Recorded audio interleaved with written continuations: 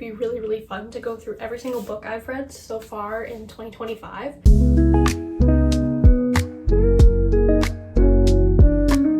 I have all of these, plus a couple on my Kindle. Let's go through all of these and my thoughts.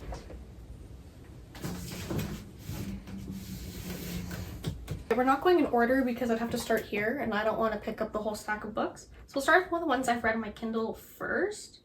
Oops. If I could get there. Where is it? No.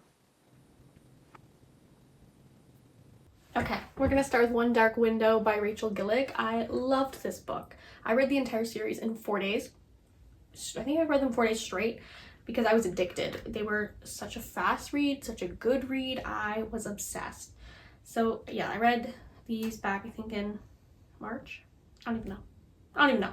Doesn't even matter. But I love this series so much. I loved the writing. I loved the magic system using the different Providence cards. I thought that was really, really cool. So I really, really enjoyed it. So I think if you want something, it kind of gave me like slight Bridgerton vibes, but like not really. Like don't take that too seriously. But I really did enjoy it. I also don't do book reviews that often, so I don't really know what to say. Because I'm afraid I'm going to say too much and then it's a spoiler. But I loved this book. Same with the second book. I loved the second book. The only thing I didn't like, spoiler if you haven't read it, I guess, it just felt like I wasn't getting as much of some other characters because they added in more of the characters. But honestly, by the time I got to the end of it, I was like, you know what, like I see why they did this. It made sense for the plot and everything like that. I also did enjoy that it was like more plot heavy than romance. I like a romance subplot. If I want a romance book, I'm gonna go buy a romance book.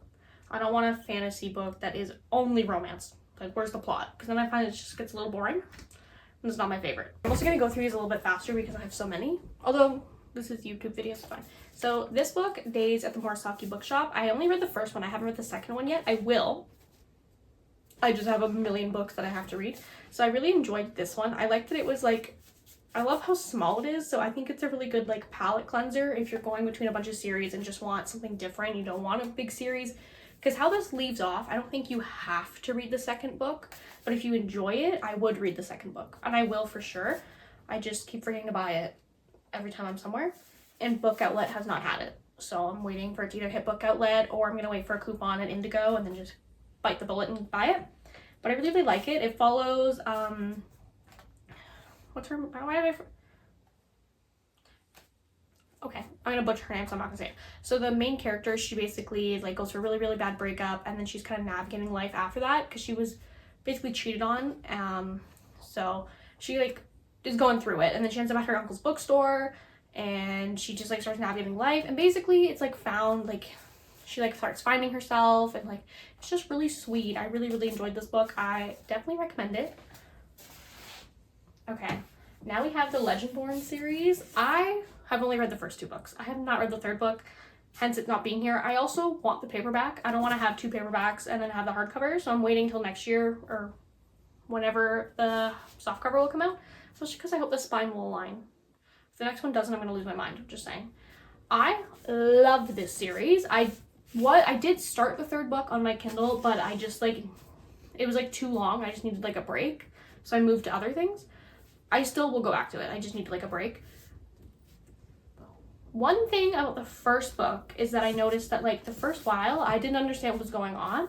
So I almost wanted to like be like, okay, maybe I need to stop. No, I don't think we're supposed to know because the main character is also confused. But I like it. It's like a contemporary fantasy in a way. Like it's set in like present day using like Arthur's Table as kind of like that's what it's based on. But it also focuses a lot on like Black history and like it's done so well. I really, really enjoyed it. Like everything just like connects really, really well. But like you have to pay attention when you're reading this or you're going to miss things and things aren't going to make sense. Like there's like, I think they have it in this book, like an entire map of like who is who. So like I definitely had to refer to that a couple times and that's okay. It's just a lot to take in. So if you're looking for like something I want to say easy, I probably wouldn't think this, but like it's so good. I definitely love it. As you can see from these next 3 books, I got absolutely destroyed, absolutely messed up, and I read these all one after the other. So this though, I don't think any book will ever compare to these. Like, never. I haven't read any other of her books, but I'm ready.